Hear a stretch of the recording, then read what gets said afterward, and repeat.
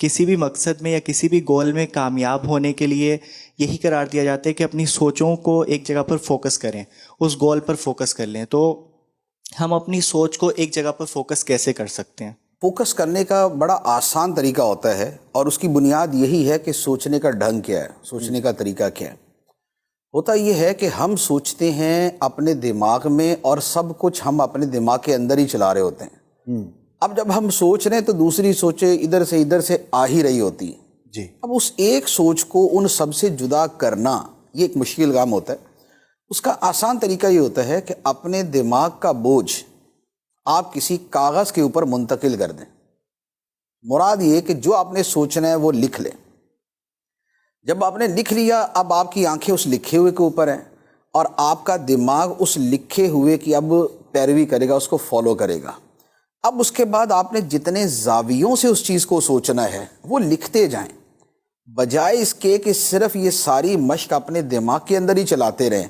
क्योंकि दिमाग में मश्क का नतीजा ये होगा कि अभी अगर मैं आपकी तरफ मुंह करके कुछ सोच रहा हूँ तो आपने थोड़ी सी हरकत की ना तो मेरी तवज्जो डाइवर्ट हो जाएगी आपकी तरफ, उन्होंने हरकत की तो उधर डाइवर्ट हो जाएगी।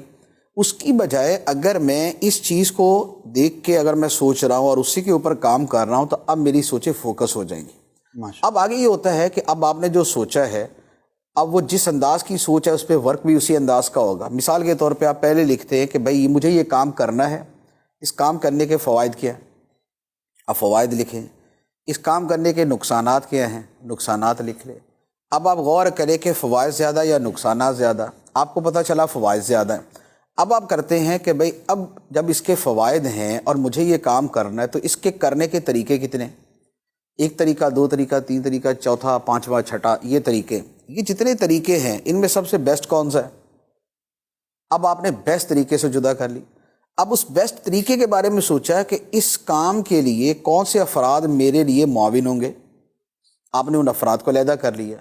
उसके साथ ये किया कि इस काम के करने के लिए क्या असबाब व वसाइल चाहिए, अब आपने वो कर लिए। अच्छा, अब ये काम मुझे कितने अरसे में करना है, आपने वो अरसा लिख लिया।